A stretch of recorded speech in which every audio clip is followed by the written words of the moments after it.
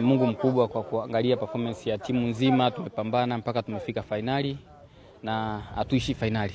Hii tunachukua. Nizungumzie performance yangu binafsi ni kwamba namshukuru Mungu kwamba naweza kupata nafasi, mwalimu anaweza kuniamini na ananipa nafasi, na niseme kwamba namuomba Mungu aweze kuniamsha salama siku hiyo ya mechi. Nitaweza kujitoa kwa 100% kuhakikisha kwamba tunachukua ubingwa, hata kwa mchango wa goli au assist. Mungu akijalia naweza kufanya hivyo, hata zaidi ya goli 2-3 hivyo. Yaani hii tunachukua, niseme hivyo. Tumalizie Kibu, kuna Watanzania wamekuja kutusupport hapa, lakini pia tuna Watanzania wengine wako maeneo mengine tofauti. Hem, tuzungumze kwa niaba yao kuelekea mchezo huu.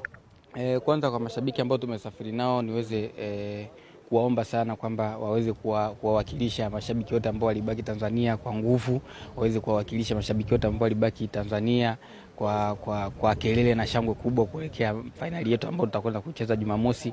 Na niombe tu kwamba hata kwa waliobaki Tanzania wajisikie kwamba wapo na sisi pamoja huku Morocco, watushangilie, watuombee. Niseme hivyo tu. Naamini wote tuko pamoja, japokuwa wengine wamebaki, lakini ni kama tuko pamoja.